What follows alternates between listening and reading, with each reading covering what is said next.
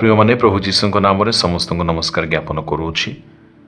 आज दिन में परमेश्वर प्रभु जीशु ख्रीष्ट आम मान संतुष्ट करने जाउछंदी।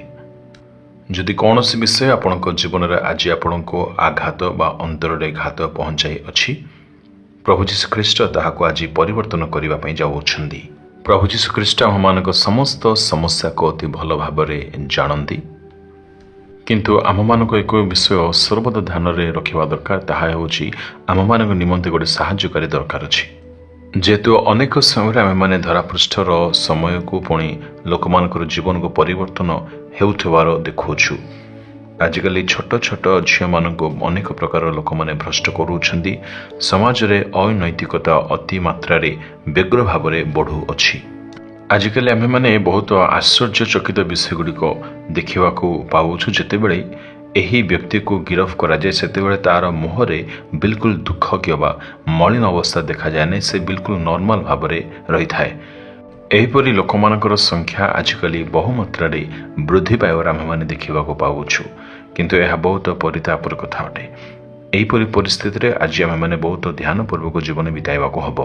देखंतु एथि निमंते आम मान को कौन करबा हब, गीत संहिता तहिर 119 लिखा जाए, मुझेपरि तुमर आज्ञा सब पालन करेंगे ते मते सुविवेचना प्रदान कर। परमेश्वर तांको वाक्य आम मानक पई अनेक प्रतिज्ञा देइछंदी, पुणी अगणित ईश्वर वाक्य से आम मानक निमंते आदेश और आज्ञा मध्य पालन करने प्रदान करिछंदी।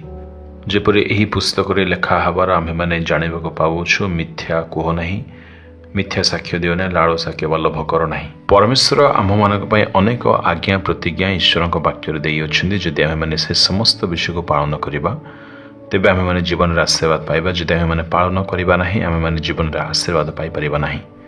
जेतेबेले आम मैंने जीवन रे आगो को बढ़ु बढ़ु छटिया भूल करि बसु, सेतेबेले भूल जे करिअछु एहार हृदबोध आम मानक ठारे जात हवा दरकार।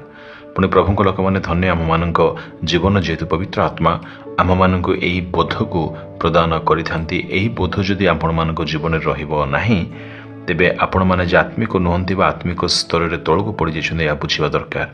तेबे पवित्र आत्मा जे आम मान सर्व अवस्था रे हेल्प करंती, साहाय्य करंती। तुमको यह करबा कथा नथिला, तुमे यह करि बसलो, से छटिया भूल करबा कथा नथिला, यह तुमे करिदेलो। पवित्र आत्मा जेतेबेले आम मान परामर्श देइथांती बा मन रे गंजना दियंती जे तुमे एही प्रकार कार्य करबा कथा नथिला, एहीपरि कथा आशा हेबा कथा नथिला, से समय आम मान ठारे गोटे हृदय रे पापर बोध जात हवा दरकार। निजर भूल को मानिवार विषय निहाती जात हवा दरकार। पुणी सेथे निमंते आम मैंने खेद क्रंदन करी ईश्वर ठारे फेरी आसवा दरकार।